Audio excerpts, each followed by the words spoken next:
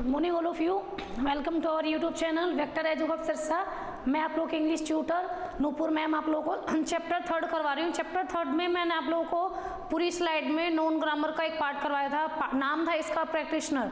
तो मैंने आप लोगों को चैप्टर 3 करवाया था। चैप्टर 3 में लास्टिंग में सबसे पहला वर्ड क्या था, देखो मैं दोबारा रिपीट कर रही हूँ। सबसे पहला रूट था हमारा,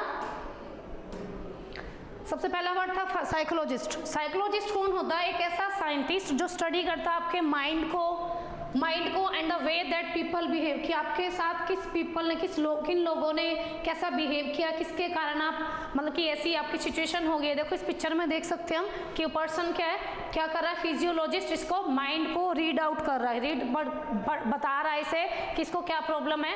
नेक्स्ट है, मैंने आप लोगों को बाय रूट भी बताया था, रूट मैच नहीं करवा रही हूँ इनकी। उसके बाद है साइको एनालिस्ट। साइको मीन्स क्या हो जाएगा? साइको का मीन्स स्पिरिट, सोल और माइंड। एनालिस्ट का मीनिंग बताया था मैंने। एनालिस्ट होता है कंपैरिजन करना। तो साइको एनालिस्ट कौन होता है? एक पर्सन होता है जो ट्रीट करता है किसी पर्सन को with mental illness by using psycho analysis. Psycho analysis use करके वो किसी पर्सन को उसकी ट्रीटमेंट देता है उसे अपने तरीके से, तो उसे बोलते हैं हम साइको एनालिस्ट। उसके बाद है नेक्स्ट है हमारा ऑर्थोडोंटिस्ट। ऑर्थोज मीन्स हो जाएगा, बाय रूट करवाया था। ऑर्थोज मीन्स क्या हो जाएगा? स्ट्रेट, और ओडोंटोज मीन्स हो जाएगा टिथ। जो ऐसा dentist is a type of dentist, एक ऐसा डेंटिस्ट जो स्टडी करता है या जो स्पेशलाइजेज होती है उसके किसमें? Straightening crooked teeth. अब क्रुक्ड टीथ क्या होते हैं? कई बार मुड़े हुए टीथ होते हैं, इसमें देख सकते हैं हम ब्रेसेस लगवा रखे हैं। तो क्या हो रहा है, इसे हम कह सकते हैं कि ऑर्थोडोंटिस्ट के पास जाना पड़ता हमें और उनसे ब्रेसेस लगवा के दांतों को कुछ टाइम बाद सीधे हो जाते हैं। उसके बाद है हमारा ऑप्टोमेट्रिस्ट। ऑप्टोमेट्रिस्ट क्या है? Optometrist is a health care provider होता है जो स्पेशलाइजेज होता है किसमें? Caring for your eyes. Health care provider है। देखो हम देख सकते हैं जब हम किसी भी आइज हॉस्पिटल में जाते हैं ऑप्टोमेट्रिस्ट के पास जाना पड़ता है। वो हमारी आइज का चेकअप करता है इस मशीन के द्वारा, ताकि हमें कोई भी प्रॉब्लम है तो उसका सॉर्ट आउट निकाल के दे पाए वो। उसके बाद है नेक्स्ट ऑप्टिशियन। ऑप्टिशियन वो पर्सन होता है जो सनग्लासेस सेल भी करता है। Person whose job is to test eyes. इसका मोटिव क्या होता है? आइज को टेस्ट करना भी और सनग्लासेस या आई ग्लासेस बेचने का। तो इस पर सेल करता है ग्लासेस को, मीन जो चश्मे हैं चश्मा भी बेचता है और साथ साथ हमारी आइज को ट्रीट भी करता है, उसे हम बोलेंगे ऑप्टिशियन। नेक्स्ट वर्ड है आप लोगों का ऑस्टियोपैथ। ऑस्टियोपैथ क्या होता है? देखो बाय पिक्चर हम देख सकते हैं ऑस्टियोपैथ क्या होता है। Osteopath is a doctor who treats the problems by pressing and moving bones and muscles। जो प्रेस करके किसको? बोन्स को और मसल्स को प्रेस करके या मूव करके दर्द को हमें निजात दिलवाते हैं, मतलब दर्द से छुटकारा देते हैं। उसके बाद हो जाएगा नेक्स्ट चिरोप्रैक्टर। चिरोप्रैक्टर क्या होता है? एक ऐसा डॉक्टर होता है जो ट्रीट करता है डिसीज को किसके द्वारा? एक पर्सन जॉइंट्स, किसी पर्सन के जॉइंट में कोई प्रॉब्लम है, कमर में झटका आ जाता है जैसे, तो हम उस किससे ठीक करवाते हैं? चिरोप्रैक्टर से। वो क्या कहता है? Specially those in the back, जैसे बैक में कई बार प्रॉब्लम आ जाती है, किसी भी भारी चीज को उठाते हैं तो कोई प्रॉब्लम फेस करनी पड़ जाती है ना, तो बैक में पेन को का ट्रीटमेंट कौन सा डॉक्टर करेगा? चिरोप्रैक्टर। उसके बाद है नेक्स्ट है हमारा चिरोपोडिस्ट। चीयर मीन्स मैंने आप लोगों को बताया था हैंड, और पोडोस मीन्स फुट। तो इसका मीनिंग क्या हो जाएगा? Treats minor foot element. Element होता है डिसीज, जो छोटी छोटी डिसीज को पैरों की ट्रीट करता है, उसे हम चिरोपोडिस्ट कहते हैं। उसके बाद नेक्स्ट है आप लोगों का ग्राफोलॉजिस्ट। ग्राफोलॉजिस्ट क्या था? ग्राफोलॉजिस्ट वो पर्सन होता है जो हमारे किए गए डॉक्यूमेंट्स, किसी भी डॉक्यूमेंट्स पे हम सिग्नेचर करते हैं, उसकी ऑथेंटिसिटी को चेक करता है, उसे हम ग्राफोलॉजिस्ट कहते हैं। इन 1 से लेके जितने भी मैं आप लोगों को आज चैप्टर 3 करवा रही हूँ, जितने भी वर्ड मैंने करवाए हैं पिछली स्लाइड में, मैंने इन सबकी बाय रूट आपको डिटेल में बताई है। तो अगर आप लोगों को इस वीडियो से रिलेटेड पिछला कुछ भी चाहिए कंटेंट, तो आप प्लेलिस्ट में जाके देख सकते हैं। उसके बाद है आप लोगों नेक्स्ट जेरेंटोलॉजिस्ट। जेरेंटोलॉजिस्ट क्या हो जाएगा? जेरेंटोलिस्ट देखो वो पर्सन होता है जो डील्स करता है इकोनॉमिक, सोशल और रिटायरमेंट या other problems of the elderly people.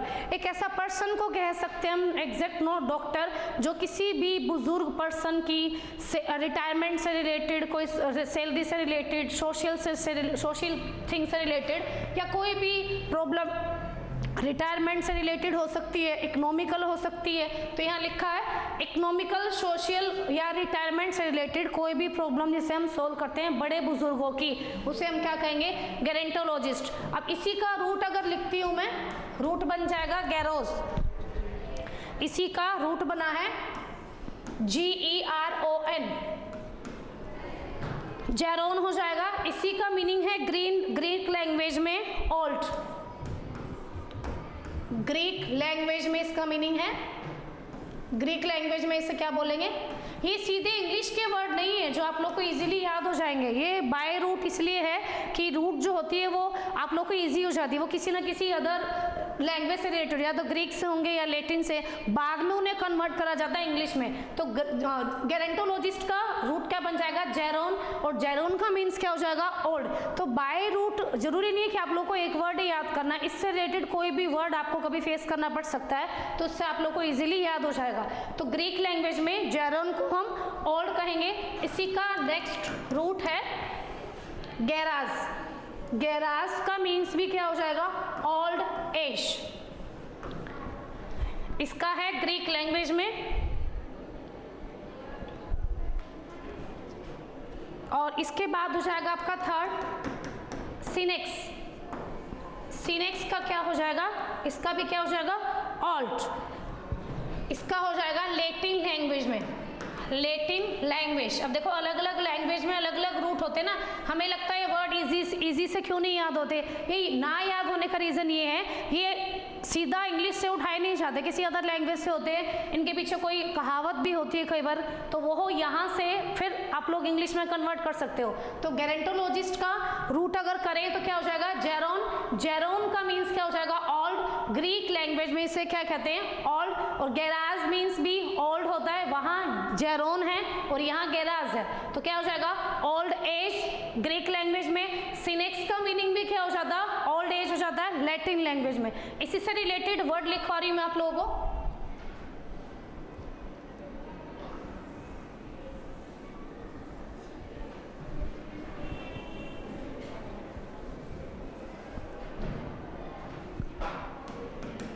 देखो इससे रिलेटेड वर्ड है, पहला वर्ड है हमारा सिनाइल, सेकंड वर्ड है सेनिलिटी, सेनिलिटी। थर्ड वर्ड हो जाएगा हमारा सेनिसेंट, सेनिसेंट। वो कैब आप लोगों के लिए बहुत ज़्यादा मैंडेटरी है, अकॉर्डिंग टू सिचुएशन किसी भी कॉम्पिटिटिव एग्जाम में फेस करनी होती है आप लोगों को, तो आप लोग ध्यान से समझना और सुनना। सेनिसेंट,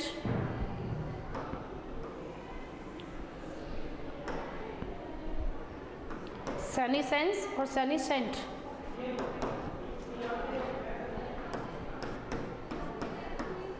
कॉन्वेलिसेंट, कॉन्वोलिसेंट। सिक्स्थ हो जाएगा ओब्लिक, ऑब्सोलिसेंट। अब देखो सारों में कुछ ना कुछ वर्ड मैच हो रहा है तो इजीली याद हो जाएंगे आप लोगों को, इससे रिलेटेड वर्ड है। सीनियर मीन्स हो जाएगा एल्डर, किसी भी एल्डर पीपल को हम सीनियर बोलते हैं। उसके बाद हो जाएगा हमारा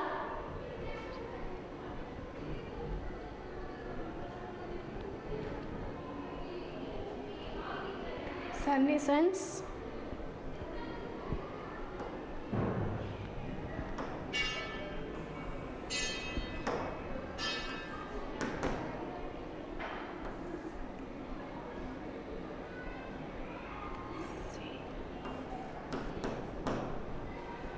फिर है अडोलसेंट, अडोलसेंट। कुछ वर्ड आप लोगों को सुने हुए नजर आ रहे होंगे। नाइन्थ हो जाएगा इसमें सीनेट। सीनेट बोलते हैं group of people, group of people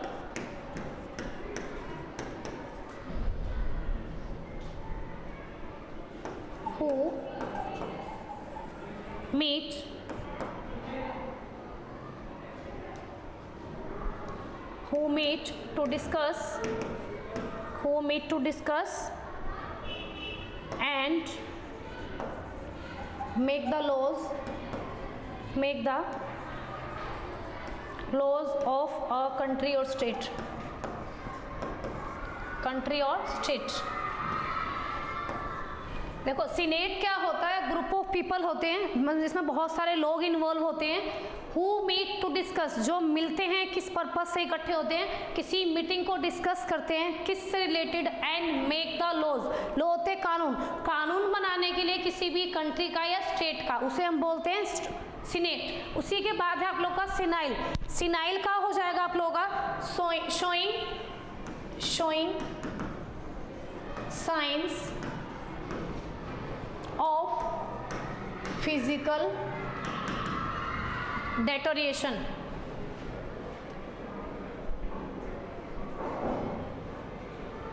physical and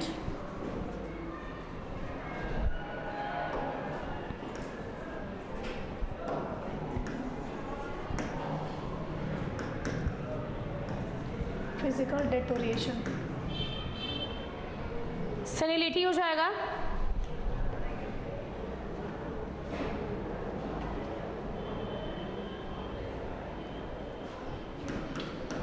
सेनिलिटी बोलेंगे बुढ़ापे को, और सेनिसेंट हो जाएगा आप लोगों का ग्रोइंग ओल्ड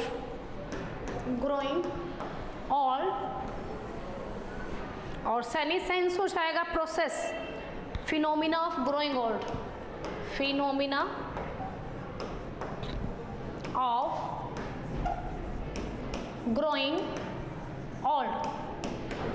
उसके बाद हो आप लोगों का कन्वालिसेंस, कॉन्वालिसेंट हो जाएगा ग्रोइंग हेल्दी अगेन। अगर हम बीमार हो जाते हैं कभी और हमें ठीक होने में टाइम लगता है, जब हम ठीक हो जाते हैं तो उसे कॉन्वालिसेंट बोलते हैं, growing healthy again, growing healthy again.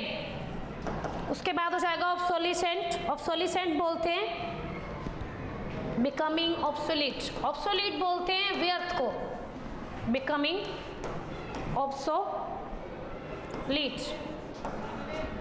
Senior बोलते हैं एल्डर को, और अडोलसेंस हो जाएगा आप लोगों का growing into an adult, growing into an adult.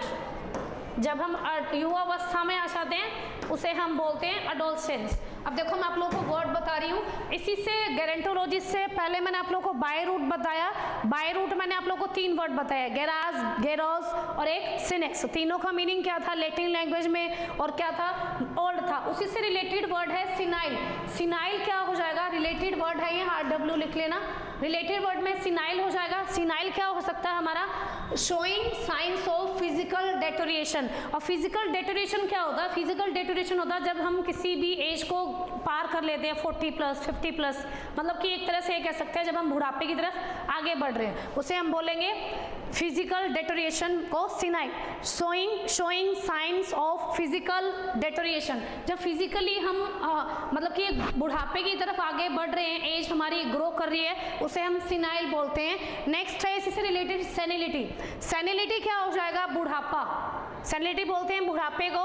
उसके बाद हो जाएगा सेनिसेंट, सेनिसेंट का मीनिंग क्या हो जाएगा, ग्रोइंग ओल्ड, जब हम बूढ़े हो जाते हैं, सेनिसेंस, बूढ़े हो जाते हैं तो बच्चों को अच्छे नहीं लगते ना, तो क्या हो जाएगा सेनिसेंस का meaning phenomena of growing old. किसी भी फिनोमिना को हम क्या कह सकते हैं, बूढ़े होने के फिनोमिना जो प्रोसेस होता है उसे हम सेनिसेंस बोलते हैं। उसके बाद नेक्स्ट वर्ड है कन्वेलिसेंट, कन्वेलिसेंट हो जाएगा ग्रोइंग हेल्दी अगेन। कभी कभी हमें क्या हो जाता है, हम बीमार हो जाते हैं, और हम बीमार होकर जब रिकवरी कर लेते हैं उस बीमारी को और हम ठीक हो जाते हैं तो हम उसे क्या कहेंगे, कन्वेलिसेंट। उसके बाद है नेक्स्ट वर्ड आप लोगों का ऑब्सोलिसेंट, ऑब्सोलिसेंट का मीन्स क्या हो जाएगा, बिकमिंग ऑब्सोलीट। ऑब्सोलीट का मीनिंग होता है बच्चों व्यर्थ, जिसे हम बोलते हैं फिजूल, व्यर्थ कोई भी चीज, तो उसके उसे बोलेंगे हम ऑब्सोलिसेंट। सीनियर बोलते हैं एल्डरली पीपल को, मतलब कोई भी एल्डर हमसे जो एज में बड़ा है, या बच्चा भी है, जैसे कोई बच्चा उसके घर में उसका बड़ा भाई है, बड़ी बहन है, मदर फादर, ग्रैंडफादर, ग्रैंडमदर, तो उसे हम क्या बोलेंगे, सीनियर। उसके बाद है अडोलसेंट, अडोलसेंस एक एज होती है जब आप युवावस्था में कन्वर्ट हो जाते हो, एक 13 से 17 के बाद, तो उसे बोलते हैं ग्रोइंग इनटू एन अडल्ट। तो अडल्ट का मीन्स बूढ़ा नहीं होता, युवावस्था होती है, एक तरह से एक स्टेप होता है आप लोगों का किसी एज, अगली एज में जाने के लिए। सीनेट बोलते हैं group of people who meet to discuss, एक लोगों का ग्रुप होता है जो ये डिस्कस करता है क्या लॉज बनाते हैं किसी भी कंट्री के या किसी भी स्टेट के। अब देखो इस पिक्चर में हम देख सकते हैं ये लेडी क्या कर रही है, मतलब बुजुर्ग लोगों का, या डॉक्टर कह सकते हैं एक तरह से, प्रैक्टिशनर है, एक लेडी है, वो क्या कर रही है, बुजुर्ग लोगों को कन्विंस कर रही है, मीन्स उन्हें समझा रही है, कोई भी उनकी प्रॉब्लम है उसे फेस कर रही है। तो यहाँ क्या हो जाएगा, इसका जेरोंटोलॉजिस्ट का मीनिंग क्या है, deals with economic, social, retirement and other problems of the elderly people. Elderly people होते हैं जो बुजुर्ग लोग होते हैं, उनकी किसी भी प्रॉब्लम को हम जल्दी से मतलब बता नहीं पाते हो घर में किसी, तो किसी भी डॉक्टर को या किसी भी पर्सन को हम बताते हैं, अगर वो हमें उस टैकल करता है उस डिसीज से, तो उसे गेरोंटोलॉजिस्ट बोलते हैं। क्लियर है? तो मैंने आप लोगों की वीडियो जो है बहुत बढ़िया बनाई है, मैंने 3rd चैप्टर की पूरी वीडियो आज आप लोगों के लिए बना दी है। बाय रूट मैंने पिछली स्लाइड में डाल चुकी हूँ, जिन वर्ड्स का मैंने आज नहीं डाला है उनकी स्लाइड में पिछले वीडियो में डाल चुकी हूँ। अगर आप लोगों को ये वीडियो अच्छी लगे तो आप लोगों को ये वीडियो जो है ज़्यादा से ज़्यादा शेयर करनी है, लाइक करनी है, सब्सक्राइब करनी है। और आप लोगों को अगर कोई भी डाउट है इस वीडियो में इससे रिलेटेड, तो आप लोग मुझे कमेंट बॉक्स में कमेंट करके बता सकते हैं। मुझे आप लोगों का सपोर्ट की बहुत ज़्यादा ज़रूरत है और इन दिनों में आप लोगों का सपोर्ट बहुत ज़्यादा मिल रहा है, तो थोड़ा सपोर्ट और चाहिए। तो उसके लिए आप लोगों को वीडियो को लाइक, शेयर एंड सब्सक्राइब करना मत भूलिए। Clear? Have a nice day, bye.